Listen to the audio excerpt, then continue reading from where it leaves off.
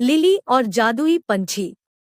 एक बार की बात है, घने जंगल के बीच बसे एक छोटे से गांव में लिली नाम की एक युवती रहती थी। वह अपनी दयालुता और छोटे बड़े सभी प्राणियों के प्रति अपने प्रेम के लिए जानी जाती थी। उसने अपना अधिकांश समय जंगल में भटकने, उसके रहस्यों को जानने और प्रकृति की सुंदरता को निहारने में बिताया। एक दिन जंगल में भटकते हुए लिली को एक घायल पक्षी जमीन पर पड़ा मिला। उसने सावधानी से उसे उठाया और वापस अपनी कुटिया में ले गई। उसने चिड़िया के घावों की मरहम पट्टी की और उसकी देखभाल कर उसे फिर से स्वस्थ कर दिया। दिन हफ्तों में बदल गए और पक्षी लिली की देखरेख में मजबूत और मजबूत होता गया।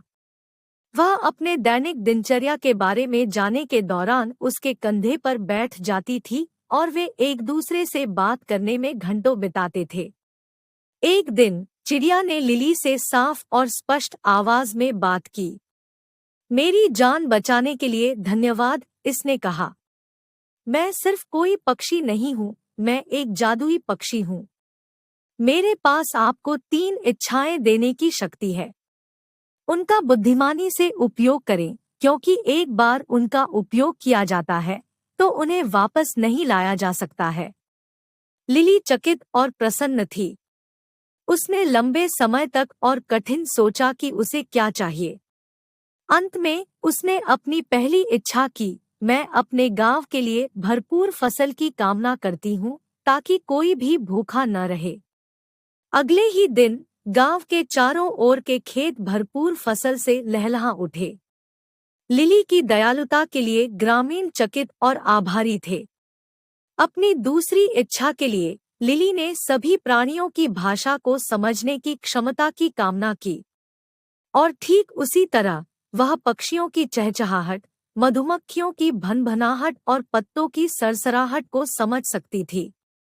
जहां तक उसकी तीसरी इच्छा का सवाल है, लिली ने बहुत देर तक सोचा कि वह क्या चाहती है। अंत में उसने अपनी इच्छा व्यक्त की, मैं हमेशा प्यार और खुशी से घिरी रहना चाहती हूँ। और ऐसा ही था। लिली ने अपना शेष जीवन प्रेम और प्रसन्नता से घिरा हुआ बिताया। उसने जंगल का पता लगाना और जरूरतमंद लोगों की मदद करना जारी रखा। और यद्यपि उसने कभी कोई दूसरी इच्छा नहीं की, वह जानती थी कि जादुई चिड़िया हमेशा उस पर नजर रख रही थी, उसकी इच्छाओं को पूरा करने के लिए तैयार थी, अगर उसे उनकी आवश्यकता थी।